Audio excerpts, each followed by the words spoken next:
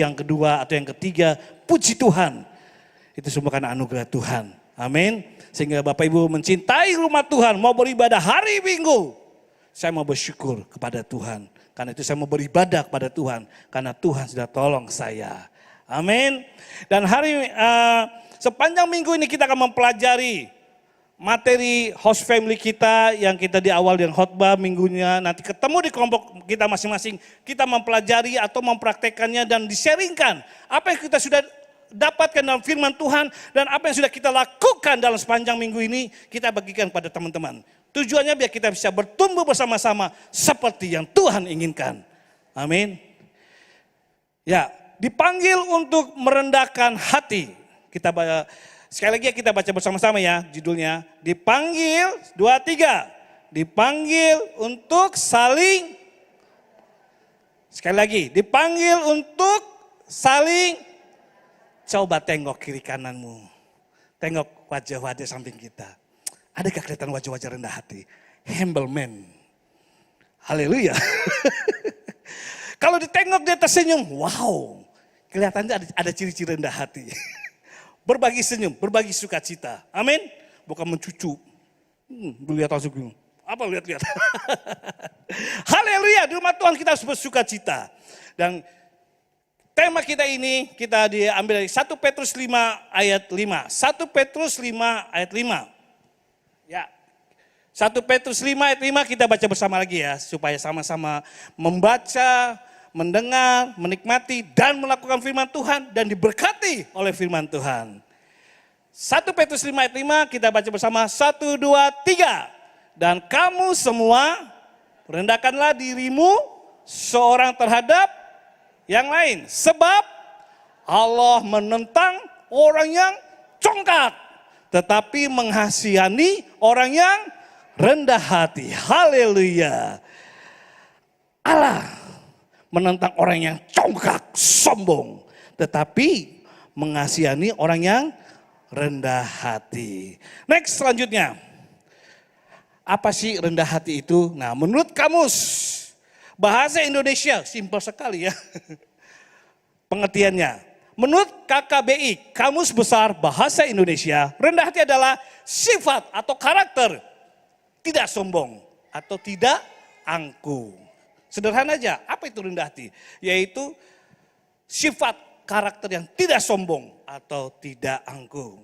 Nah kebetulan gereja kita punya core value, nilai-nilai kehidupan Kristiani yang harusnya diberkat. Kita udah tahu ya Bapak Ibu ya. Lihat sebelah, core value gereja kita, gereja sidang Jemaat Allah di Indonesia. Bukan hanya Ebenezer, tapi di Indonesia. Core value-nya kita baca bersama, ada 4 ya. 2, 3, cinta Tuhan, rendah hati, jujur dan rajin. Cinta Tuhan, sudah terbukti. Kita mau bersyukur kepada Tuhan, bisa beribadah di tengah kesibukan, kita mau datang ke rumah Tuhan. Seharusnya hari libur, jalan-jalan, ngelencer. Pergi dengan teman-teman, pergi dengan handal tolan. Tapi Bapak Ibu dan saya bisa datang ke rumah Tuhan. Itu tandanya cinta Tuhan. Bersyukur dahulu kepada Tuhan atas pertolongannya sepanjang minggu yang sudah kita lalui. Amin. Dalam usaha, bekerja, berumah tangga dan lain-lain. Dan rendah hati itu nilai kita, nilai gereja kita, nilai pengikut Tuhan. Rendah hati. Jujur dan rajin. Selanjutnya. Next. Di sini kita di dalam buku materi ada 2 hal tokoh yang kita pelajari. Yang pertama tentang Yesus. Sikap karakter Kristus rendah hati itu seperti apa? Dia memberi contoh. Dia membasuh kaki para muridnya. Itu ada suatu contoh yang luar biasa. Karakter seorang pemimpin yang besar, pemimpin yang agung, berkarisma, berkuasa, pembuat mukjizat. Mau membasuh kaki muridnya yang masih tegak tengkuk, yang masih keras kepala, kadang masih sombong. Tapi ketika muridnya Yesus mau ikut Tuhan, tandanya mau belajar seperti Kristus, Tuhan kasih contoh, merendahkan banyak hal. Tetapi contoh terekstrimnya dia memberikan apa? Membasuh kaki para muridnya. Bapak Ibu sudah pernah membasuh kaki seseorang? Suami pernah membasuh kaki istri? Halo Bapak-Bapak? Ibu-ibu pernah membasuh kaki suamimu? Anak muda nggak boleh ya. Atau seorang karyawan pernah membasuh pemimpinnya? Atau pemimpin pernah membasuh kakinya? Wah, kalau di saat itu mungkin beberapa ibu yang pernah ikut retreat, saya dengar ada yang bisa membasuh kakinya. Seorang pendeta membasuh jemaatnya. Wah, saya dengar itu kan, wah luar biasa. Saya pun juga mengalami ketika belajar tentang pemuritan waktu di Medan. Kami sesama pastoral saling membasuh kaki. Kami membasuh pemimpin kami, gembala kami. Gembala kami juga membasuh kaki kami. Tapi bukan hanya sebatas itu saja. Itu memang bagus. Tetapi yang terpenting untuk rendah hati selain itu adalah gimana mau bekerja sama dan sama-sama bekerja.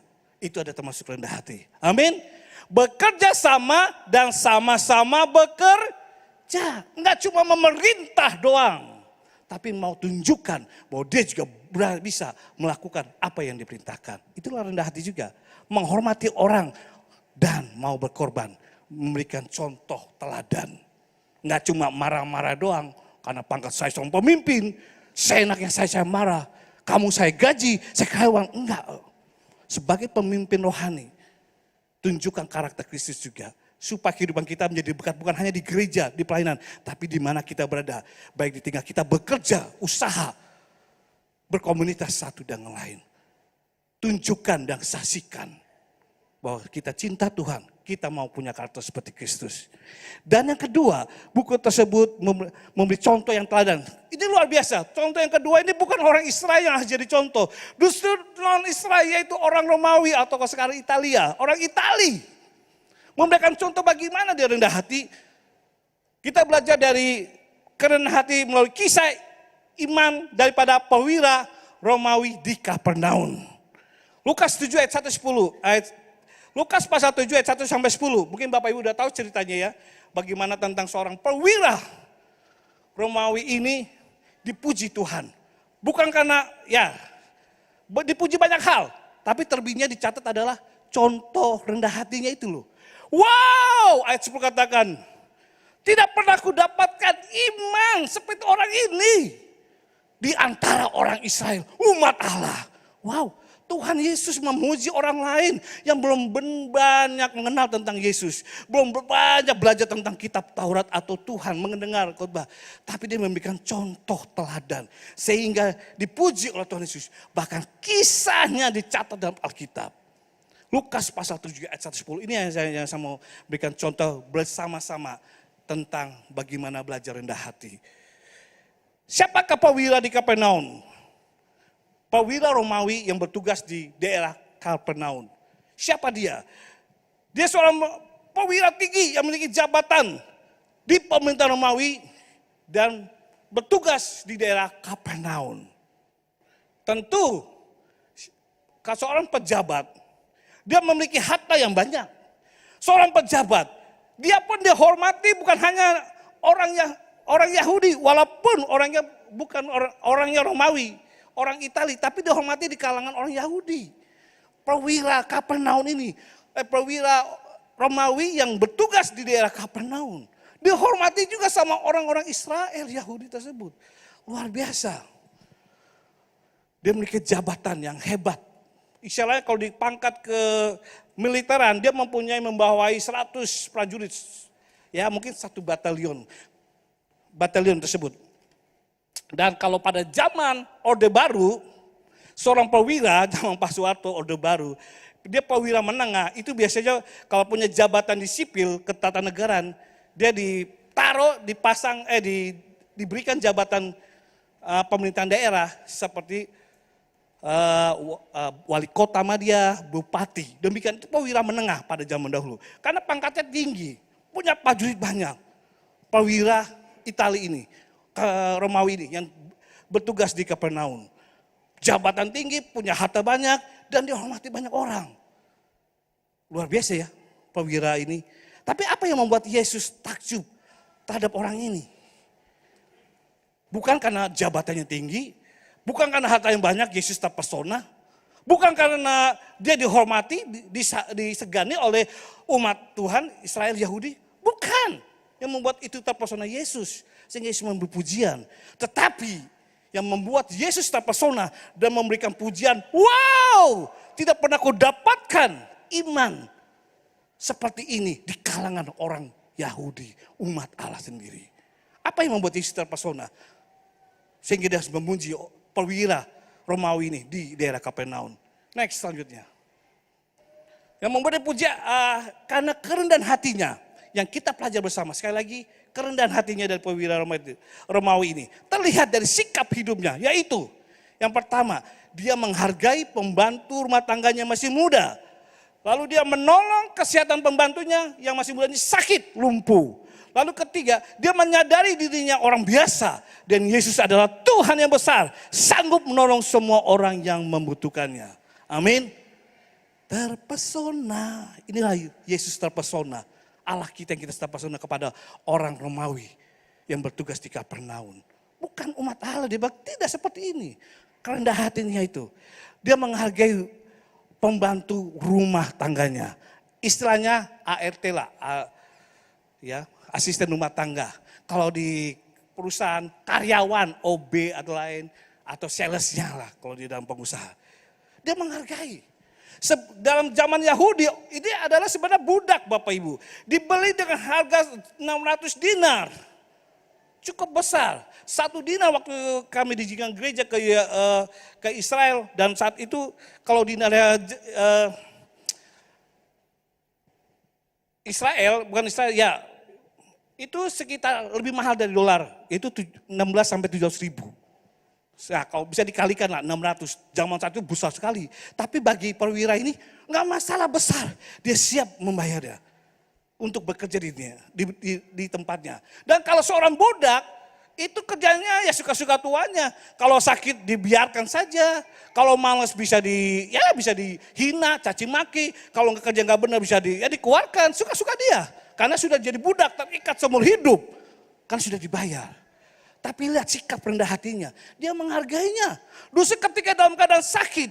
Dia mungkin sudah berusaha mencari dokter untuk merawat supaya pembantunya ini segera sembuh.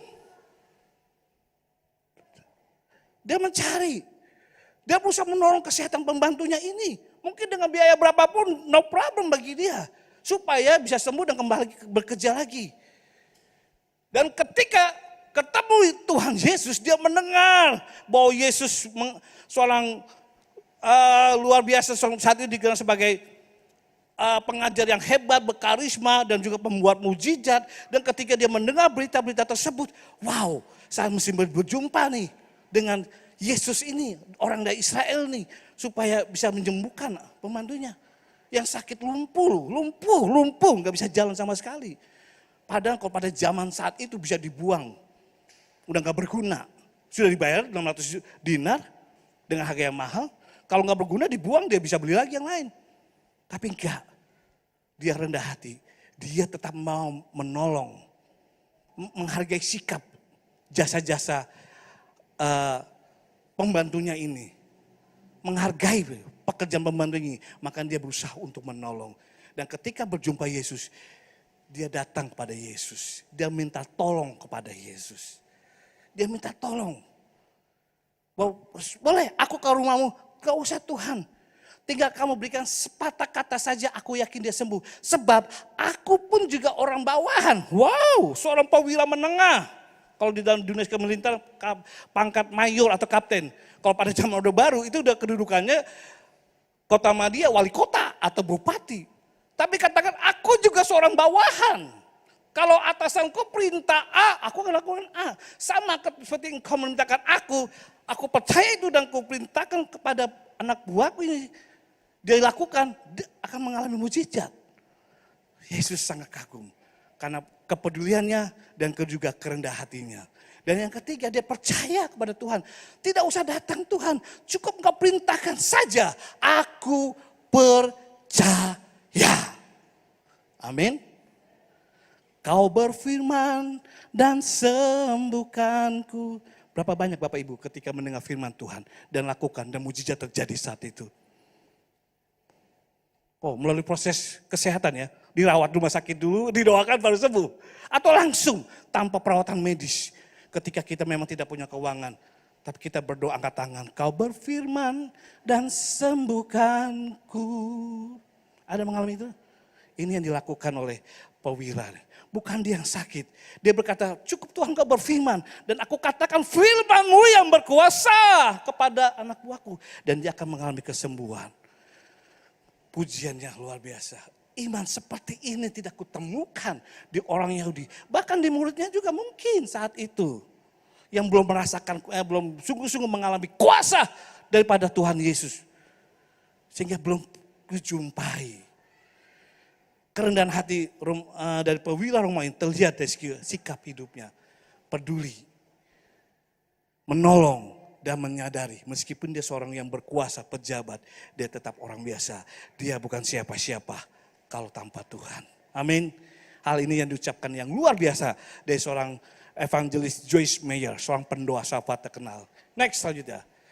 Joyce Meyer yang terkenal, seorang penulis buku dan juga seorang pendoa syafaat dunia. Beliau mengatakan, kerendahan hati adalah kebajikan terindah. Perhatikan, kerendahan hati adalah kebajikan yang terindah yang bisa kita kembangkan serta selalu mendapat perhatian Tuhan. Wow! Itu yang Tuhan Yesus. Wow, tidak kujumpai iman seperti orang ini di antara umatku Israel. Wow, kerendahan hatinya mendapat perhatian dari Tuhan. Tuhan terpesona. Amin. Selanjutnya next. Lalu dampak positifnya apa? Mari kita belajar. Dampak positif saling merendahkan hati melalui kisah iman perwira Romawi ini di Kapernaum. Dampak positifnya, perwira Romawi ini dipuji Tuhan Yesus karena memiliki iman yang besar kepada Tuhan Yesus. Lalu memiliki karakter yang rendah hati. Amin. Mempunyai iman yang besar dan mempunyai karakter rendah hati. Itu yang dipuji Tuhan. Dan kisahnya dicatat dalam Alkitab. 4.000 tahun misalnya. Kisahnya tercatat loh. Hanya menolong seorang asisten rumah tangganya. Peduli dan mengimpartasikan kuasa Tuhan, firman Tuhan kepadanya, ke asisten ini. Dan yang ketiga, dampaknya bisa saling menguatkan komunitas orang percaya. Host family yang kita pelajari, Bapak Ibu yang ikuti di kelompok masing-masing, kelompok HF. Kerendahan hati itu bisa menguatkan perjumpaan kita, kelompok kita satu dan lain. Ini kata Rick Warren. Selanjutnya, bisa menguatkan komunitas KKA, kelompok keluarga Allah atau host family. Menurut Rick Warren di buku The Battle Together, bahwa rendah hati itu menguatkan komunitas KKA atau kita sebut host family. Yaitu menghindari pemegahan diri sendiri supaya tidak sombong, menghargai kelebihan orang lain, menyadari kelemahan dirinya, menghargai talenta Tuhan yang Tuhan berikan dan dipakai untuk menolong orang lain dan berpartisipasi dalam komunitas gereja. Bersedia menolong orang lain dengan tulus dan tanpa pamrih. Membuat persekutuan rohani diberkati dan menjadi berkat. Wow, itu dampak komunitasnya. Yang tadi dampak pribadinya ketika kita belajar melayani satu dengan lain dengan kerendahan hati. Dampak pribadinya kita dipuji Tuhan karena karakter rendah hatinya. Nama kita pun akan dicatat di kitab kehidupan. Amin. Perbuatan yang Bapak Ibu lakukan untuk seseorang, kepada karyawanmu, kepada teman-teman komunitasmu, kepada hamba-hamba Tuhan, kepada pengejar-pengejar rohani. Itu dicatat loh Bapak Ibu. Sikap kita, karakter kita, kepedulian kita memberi. Memberi waktu, memberikan keuangan, memberkati. Tuhan tidak pernah diam. Dia mencatat apa yang kita lakukan untuk sesama kita. Seperti Tuhan, apa yang sudah kamu lakukan untuk sesamaku, kata Tuhan Yesus dalam perumpamaan. Itu sama seperti engkau melakukannya untuk aku. Kata Yesus, bukan kata saya. Kata Yesus, bukan kata Rick Warren. Apalagi dalam komunitas. Dalam ibadah minggu kita beribadah rema memuliakan Tuhan. Tapi gereja membuat program supaya kita tetap bersatu. Saudara seimannya tetap kuat dibentuk HF, Host Family KK, supaya kita bisa di hari Kamis atau hari Ibu Bapak Ibu berkumpul bisa saling-saling menguatkan, mempraktekkan firman Tuhan dan mengimpartasikan, membagikan pengalaman firman yang Bapak Ibu dapatkan dan menguatkan satu dan lain dan bisa saling tolong menolong. Amin. Hari Minggu kita hanya ibadah raya saja, menerima berkat-berkat Tuhan. Tapi di HF komunitas kita bisa saling sharing, berbagi dan mempraktekkan kasih Tuhan dan mempraktekkan kuasa Tuhan. Amin. Supaya tetap sama-sama di gereja kita diberkati Tuhan. Di Host Family kita terikat satu dan lain untuk diberkati Tuhan. Amin. Dengan karakter yang rendah hati. Melayani satu dengan lain dengan kerendahan hati. Haleluya, itu yang kita pelajari, kita praktekkan. Yesus memberikan contoh yang luar biasa ya. Selain dirinya, dia juga memberikan contoh orang lain. Perwira Romawi yang bertugas di Kapernaum. Bukan orang, mungkin belum terima Yesus. Tapi kok namanya dicatat ya dalam Alkitab 4.000 tahun yang lalu. Wow. Bapak Ibu mau dicatat nama kita, namanya masing-masing di surga? Mau dicatat namanya? Beritahu kanan kirinya, ayo aku mau dicatat namaku di surga. Ayo beritahu. Senggol, kamu mau gak namamu dicatat? Lakukanlah perintah Tuhan.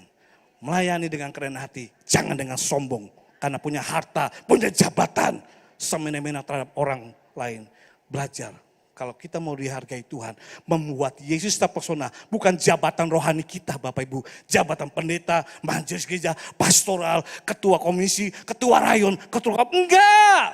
Yang membuat Yesus terpesona rohani kita adalah karakter pribadi kita. Apakah seperti Kristus? Amin. Bukan seperti manusia. Tapi seperti Kristus, itu kata Alkitab.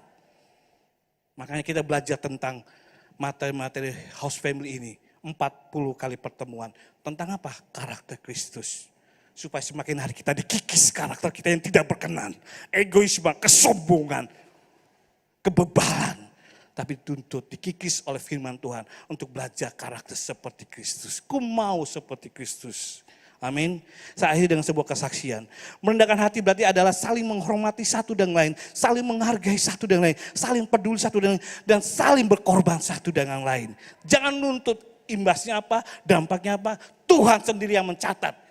Tuhan tidak mau berhutang terhadap perbuatan kita yang kita lakukan untuk sesama kita dan untuk Tuhan.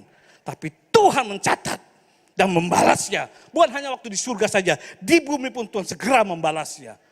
Amin. Bapak Irwan teman jemaat waktu kami layani di Medan. Wah, waktu beberapa bulan lalu saya pernah telepon aja udah. Telepon saya, gimana kabar Pak? Pekerja makin sukses. Puji Tuhan Pak. Apa yang Tuhan lakukan dalam hidup saya sangat-sangat luar biasa. Dia lulusan sarjana ekonomi Bapak Ibu, tapi nggak dapat pekerjaan. 10 tahun Pak Gosok sudah tahu kan? Saya genjot sepeda. Hei, sarjana ekonomi genjot sepeda untuk mencari nafkah buat istri dan anaknya. Tapi dia setia ke gereja. Dia seorang asegita kolektan saja. Dan kadang istrinya membuat rantangan masakan buat kami mes para pendeta. Dia beli dan harga diskon lagi 50% karena dia tahu. Tapi dia suka cita, dia melayani. Dan suatu saat seorang majelis kami membuka lowongan pekerjaan karena dia membuka beberapa bank, bekerja di bank untuk membuka usaha perkreditan buat UMKM. Apa yang dilakukan? Yang diutamakan adalah jemaat-jemaat gereja tersebut yang lulus, yang baru lulus, yang barusan lulusan sarjana. Ayo, bahkan dia, Pak, saya sudah 10 tahun, coba saja. Kamu sudah, kalau mengandalkan Tuhan nggak ada mustahil. Kalau Tuhan sudah memberkatimu, tidak ada satupun yang bisa menutup.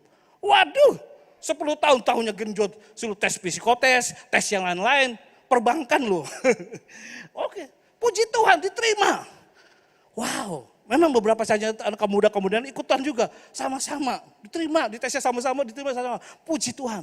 Dalam 1 tahun, sebagai apa? Sales, memberikan kreditan kepada UMKM. Diterima dan berhasil, bonus sampai dia menjadi manajer. Diterima lagi kemudian jadi dia GM manager. Yaitu membawa dua bank perkreditan di 2 daerah yang berbeda. Selalu melimpah. Lalu Bapak gimana pelayanan gereja?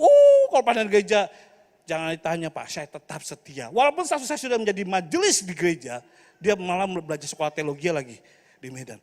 Karena sudah dikasih tugas untuk berkhotbah di mimbar, di gereja. Dia mempelajari firman-Nya supaya tepat dan benar, dianjurkan ikut. Walaupun sibuk bekerja, tapi belajar juga. Tapi sisi lain, dia tetap mau menjadi asegreter. Selamat pagi Bapak Ibu, puji Tuhan bisa ke rumah Tuhan. Tuhan Yesus memberkati engkau. Wow, pejabat tinggi seorang GM, General Manager di sebuah perusahaan. Bang, dia sudah dulu nggak punya rumah, kontrak rumah, udah punya rumah, dulu nggak punya, hanya punya beca, sekarang punya mobil Innova. Udah bilang bagus. Dan saya tidak lupa pekerjaan Tuhan. Karena saya melayani Tuhan, saya diberkati Tuhan. Tapi saya tidak lupa juga tetap mau jadi terima tamu. Bahkan dalam perusahaannya anak-anak gue dia rangkul, ayo kamu kerja keras, yuk kita berdoa. Tuhan pasti tolong. Dulu saya juga bukan siapa-siapa. 10 tahun genjot di beca. Suruh menjual sales nggak bisa, public speaking saya tidak bagus. Apalagi dah menjual-jual. Untuk menawarkan bermakan. Tapi kan ada Yesus, ada Tuhan saya tolong. Hei, anak buahnya yang non Kristen, ketika diberi motivasi oleh Bapak ini, dia berani. Dia bilang luar biasa ya Pak, soal pemimpin seperti Bapak ini mau memberikan motivasi saya. Padahal Bapak bukan tidak seiman saya, tapi Bapak memberikan contoh yang baik. Dipuji orang lain. Dan terakhir waktu kesaksian dari jemaat kita seorang pengusaha, dia cerita pada kami berdua sama istri. Dia katakan Bu Devi, Pak Gosal, pandemik membuat usaha saya bangkrut. Apa yang saya lakukan? Saya lepaskan usaha saya kasihan, anak buah saya jadi pengangguran. Bukan hanya buah saya, tapi istri anaknya, biayanya gimana kehidupannya. Wow, ada berapa banyak anak buah saya, kalau saya tutup peluang saya. Dia berdoa, ya kami hanya memberikan spirit ya. Percayalah kalau Bapak sudah memberikan petunjuk Tuhan, pasti yang terbaik. Yaitu dia jual aset-asetnya untuk supaya perusahaannya selamat. Dan anak buahnya bisa bekerja. Bukan anak buahnya, tapi istri anaknya selamat dari kebutuhan ekonomi sehari-hari. Karena bergantung pada suaminya yang bekerja di jemaat kita ini. Ratusan juta. Dia lewat jual asetnya demi orang lain. Peduli. Anak buahnya beserta keluarganya. Sehingga sampai saat ini bisa berjalan dengan baik. Seorang Kristen, seorang anak Tuhan, belajar mendengarkan hati, bukan hanya sikap saja, tetapi juga kepedulian satu dengan yang lainnya. Ingat, apa yang kita lakukan, itu dicatat oleh Bapa di surga. Manusia bisa berhutang dengan sesamanya, tapi Tuhan tidak pernah berhutang budi kepada kita. Apa yang Bapak Ibu lakukan, hal yang kecil, hal yang besar, apa yang kita pakai untuk kita ukur dengan ukuran kita, itu juga yang Tuhan berikan. Kalau kita menolong jangan setengah-setengah, menolong yang pasti. Kalau kita memberkati jangan sedikit-sedikit, berkati. Itu juga yang dipakai ukuran Tuhan. Kalau kita memberkati, kalau istilah orang Jakarta bilang untuk pelayanan Tuhan, kalau kita gila-gilaan sama Tuhan, ini yang saya kutip kata kakak saya, Tuhan juga gila-gilaan sama kamu. Wow, crazy rich. Jika kamu gila-gilaan kepada Tuhan, pada pekerjaan Tuhan, gak tanggung-tanggung. Tuhan cukup gak gila-gilaan, dia terpesona akan memberkati kau berlipat-lipat kali ganda sampai berkelimpahan. Bahkan tidak kau inginkan, tidak kau pikirkan, itu yang Tuhan sediakan. Bentuk kerendahan hati, menghargai, menghormati, dan memberi berkorban. Bapa di surga yang menciptakan langit dan bumi, yang memenuhi kebutuhan Bapa ke ekonomi kita, yang memberkati kesehatan kita. Boleh orang berasuransi juta-jutaan, tapi Tuhan pemilik tubuh jasmani kita. Kalau kita hidup dengan benar dan besar pada Tuhan, sampai masa tuamu, rambut putih rambutmu, aku tetap menggendong kamu. Itulah berkat Tuhan. Haleluya. Mari kita bangkit berdiri.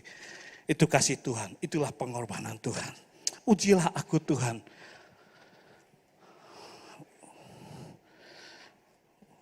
Mari kita menguji kerohanian kita tentang kerendahan hati satu dengan yang lain. Menghormati, menghargai, dan juga berkorban. Itu yang membuat Tuhan terpesona. Dalam gereja, dalam komunitas HF, dalam dunia pekerjaan, dunia usaha, dan lain. Mari kita introspeksi, sejauh mana kerendahan hati kita. Ujilah aku Tuhan, cobai aku. Terima kasih Yesus Tuhanku. Ujilah aku Tuhan. Cobalah aku Tuhan, selidiki hatiku dan batinku, mataku tertuju padamu. Aku cinta padamu Yesusku Tuhan.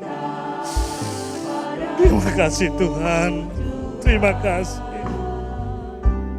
Aku rindu hadirat-Mu Tuhan, yes Lord.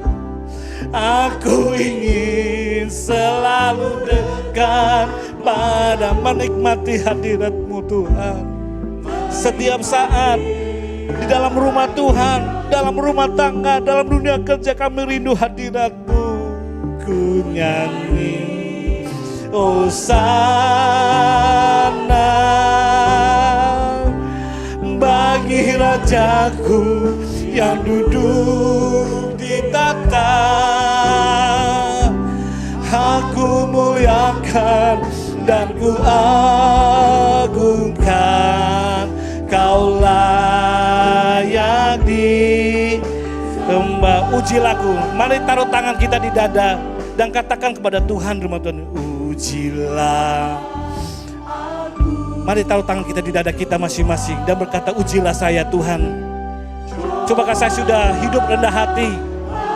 Shikarabaraba papatakaya rama-lama. Atau saya masih sombong, angkuh, congkak di hadapan Tuhan dan sesama. Ampuni Tuhan. Ampuni kalau kehidupan karakter kami membuat kami jijik di mata Tuhan. Ampuni kami Tuhan, biarkan Tuhan terpesona dengan karakter rendah hati kami Tuhan. Aku cinta padamu Tuhan. Terima kasih Tuhan. Cinta Tuhanlah membuat kami hidup. Cinta Tuhanlah membuat hidup kami, ekonomi kami diberkati. Cinta Tuhanlah rumah tangga kami tetap pulih saat ini. Cinta Tuhanlah membuat kita layak di rumah Tuhan, beribadah dan melayani Tuhan. Terima kasih Tuhan, terima kasih. Inilah cinta kami padamu Tuhan di gereja Sedang Tempat Allah Ebenezer. Mari kita akan nyanyi bersama. Haleluya. Bapa dalam surga, Tuhan tolong setiap pribadi kami. Kami berdoa buat setiap jemaat yang datang ibadah jam 10 pagi ini. Apapun perkembangan kami, terutama perkembangan kami itu bertumbuh karakter seperti Kristus. Dalam nama Yesus, mampukan kami Tuhan, supaya Tuhan terpesona terhadap hidup kami. Bukan karena talenta kami, bukan karena jabatan rohani kami, bukan karena kami kaya harta dan pejabat, bukan. Tetapi karena karakter rendah hati kami di hadapan Tuhan dan sesama kami. Tuhan tolong kami dalam nama Yesus. Kami angkat tangan di hadapan Tuhan. Tegurlah kami, hajarlah kami, didiklah kami seperti Kristus, supaya kami lebih benar, lebih menarik hidup kami di hadapan Tuhan. Terima kasih Tuhan. Dalam nama Yesus, dalam nama Yesus, dalam nama Yesus. Haleluya, haleluya. Kunyanyi Hosana Allah yang besar dan tinggi. Terima kasih Tuhan. Dalam nama Yesus, berkati karakter kami seperti yang Tuhan inginkan, agar Tuhan terpesona dengan hidup Kristiani kami seperti Kristus. Haleluya, terima kasih Tuhan. Kau layak disembah. Terima kasih Tuhan.